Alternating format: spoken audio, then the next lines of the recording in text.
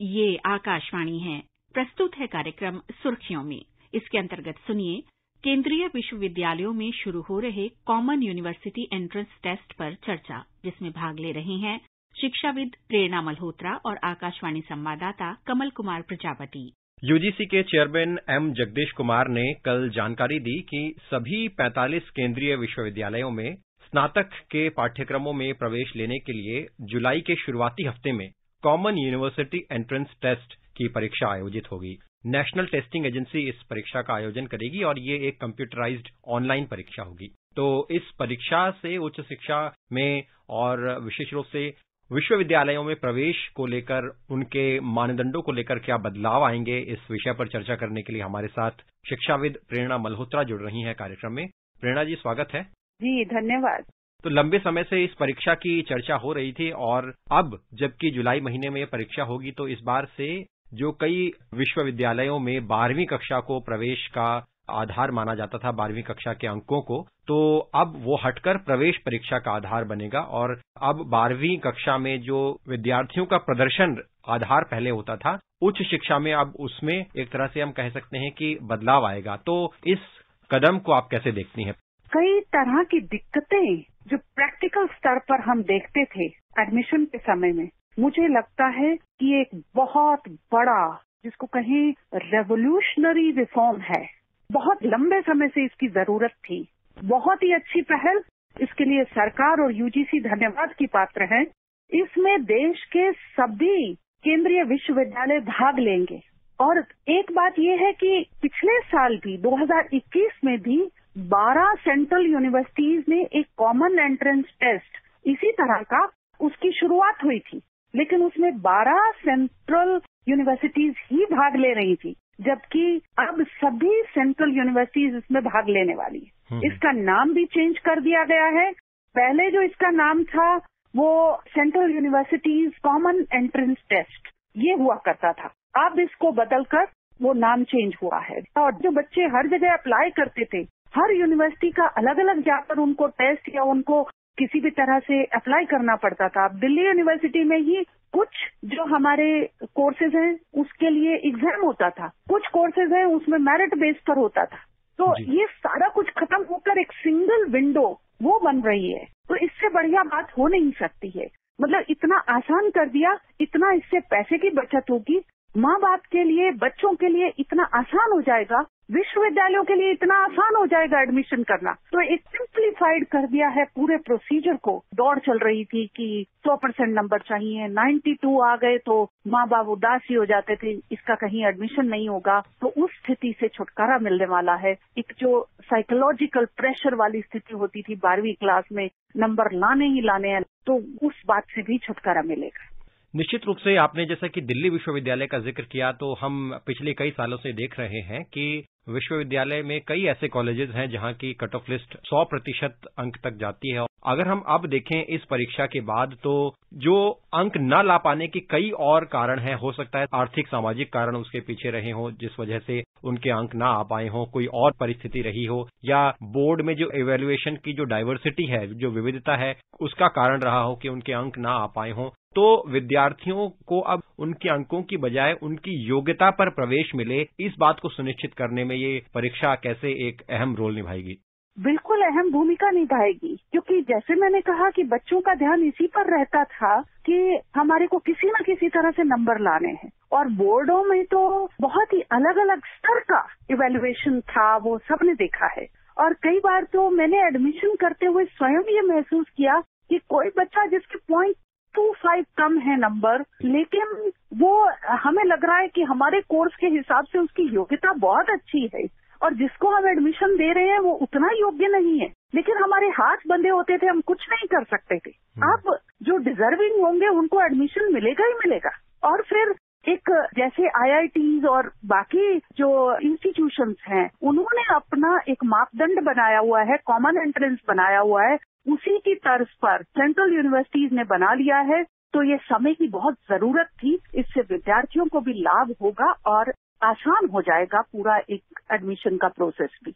आपने नई शिक्षा नीति का जिक्र किया, तो नई शिक्षा नीति में भी जोर है समान और समावेशी शिक्षा, यानी इक्वल और इंक्लूसिव एजुकेशन। तो जो ये इस तरह के कदम हैं, जैसे कॉमन यूनिवर्सिटी एंट्रेंस टेस्ट और भी कई नई शिक्षा नीति में कदम उठाए गए हैं, ऐसे कदमों से कैसे इंक्लूसिव और इक्वल एजुकेशन को बढ़ावा मिल रहा है?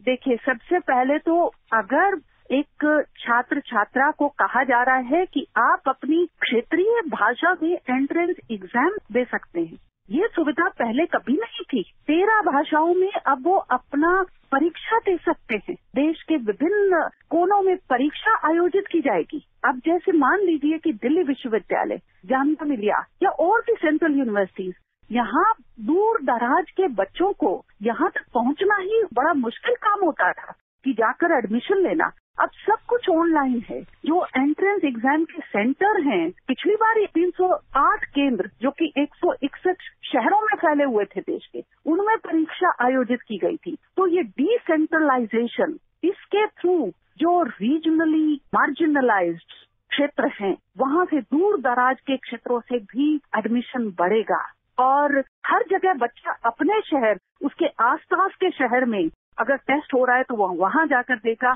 और सेंट्रल यूनिवर्सिटीज जो एक नई शिक्षा नीति को सबको लागू भी करना है, तो इसमें भी आसानी रहेगी क्योंकि एक जैसा एंट्रेंस एग्जाम होगा और एक तरह से उसको लागू करने में आसान होगा।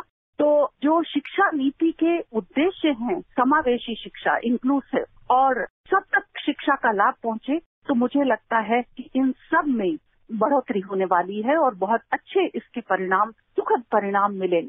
संक्षेप में आपसे हम ये जानना चाहेंगे कि उच्च शिक्षा में आपके अनुसार अभी और कौन से ऐसे बदलावों की जरूरत है जिससे कि शिक्षा को और ज्यादा व्यवहारिक बनाया जाए? कुछ आपके 2-4 बिंदुओं में सुझाव। जो एक गैप था, व्यवहारिक अंतर, वो अंतर कम करने की दिशा में प्रयास होने चाहिए। मैं देखकर बहुत खुश हूं कि शिक्षा नीति में ये बात हुई है कि एक बच्चा जो फिजिक्स पढ़ना चाहता है वो म्यूजिक भी पढ़ सकता है। ये जो कंपार्टमेंटलाइजेशन किया हुआ था कि सिर्फ ह्यूमैनिटीज या सिर्फ कॉमर्स या सिर्फ साइंस, तो उसकी बजाय जो मल्टी डिसिप्लिनैरिटी और मेगा यूनिवर्सिटी का कॉन्सेप्ट, या एक यूनिवर्सिटी में कुछ क्रेडिट पास करो और दूसरी यूनिवर्सिटी में बाकी क्रेडिट करके और डिग्री लेना, तो ये सारे कदम भविष्य में अभी तय होगा कि किस तरह से इनकी सफलता होगी। लेकिन मुझे लगता है कि बहुत ही प्रभावी होने चाहिए अगर ये ठीक से इम्प्लीमेंट हो जाता है तो। अब आप ये देखिए कि जैसे ये 4 साल का इसकी बात हो रही है अंडर ग्रेजुएशन प्रोग्राम, तो उसमें 1 साल जो बढ़ाया जाएगा उसका लाभ पोस्ट ग्रेजुएशन में मिलेगा। और जो व्यक्ति किसी भी कारण से 1 साल परीक्षा पास करने के बाद वो आगे पढ़ाई नहीं कर पाता अंडर ग्रेजुएशन की, मैं खास तौर से देखती हूँ कि लड़कियों की कई बार शादी कर दी जाती है। उन्होंने 1 साल पढ़ाई की तो उसके बाद ये हो जाता था कि उनको डिग्री नहीं मिली, तो वो उनका 1 साल या 2 साल व्यर्थ हो जाता था। तो मुझे लगता है कि ये भी एक बहुत बड़ा कदम होगा कि 1 साल के बाद भी उनकी पढ़ाई बेकार नहीं होगी, उनको सर्टिफिकेट मिलेगा, 2 साल में डिप्लोमा मिलेगा, 3 साल में डिग्री मिलेगी, तो वो सारा उनका पढ़ा हुआ कहीं ना कहीं काम आएगा। और जो लड़कियों की शिक्षा की जहां तक बात है, तो कई बार क्या होता है कि किन्हीं कारणों से कोई बच्चा आगे अपनी पढ़ाई, कोई लड़की अपनी पढ़ाई जारी नहीं कर पाई और 2-3 साल के बाद मान लीजिए परिस्थितियां बनी कि वो पढ़ाई को जारी रखना चाहती है। कोई भी लड़का भी हो सकता है, लड़की भी हो सकती है, लेकिन विशेषकर महिलाओं के बारे में रहता है कि उनकी ऐसी परिस्थितियां बन जाती हैं। तो अब अगर भविष्य में इस तरह की योजना बन रही है कि वो आकर 2 साल बाद या 4 साल बाद अपनी पढ़ाई को जारी रख सकते हैं, तो ये सारे के सारे कदम रेवोल्यूशनरी होंगे और भारत में उच्च शिक्षा का एक पूरा का पूरा परिवेश बदलने वाला है, ऐसा मैं देख पा रही हूँ। प्रेरणा जी, आप कार्यक्रम में जुड़ी और विषय पर आपने चर्चा की। हमसे जुड़ने के लिए आपका बहुत बहुत धन्यवाद। आपका भी बहुत बहुत धन्यवाद कि आपने मुझे इस कार्यक्रम में जोड़ा और मैं आपकी श्रोताओं के साथ अपने विचार साझा कर पाई। अभी आप सुन रहे थे केंद्रीय विश्वविद्यालयों में शुरू हो रहे कॉमन यूनिवर्सिटी एंट्रेंस टेस्ट पर चर्चा, जिसमें भाग ले रहे थे शिक्षाविद प्रेरणा मल्होत्रा और आकाशवाणी संवाददाता कमल कुमार प्रजापति। ये कार्यक्रम आकाशवाणी के समाचार सेवा प्रभाग द्वारा प्रस्तुत किया गया। इसे आप हमारे mobile app news on AIR और YouTube channel news on AIR official पर भी सुन सकते हैं। इस कार्यक्रम के संबंध में अपनी प्रतिक्रिया आप हमें ईमेल कर सकते हैं। AIRNSDtalks@gmail.com पर। इस कार्यक्रम को फिर से सुनने के लिए लॉग ऑन कीजिए हमारी वेबसाइट newsonair.nic.in।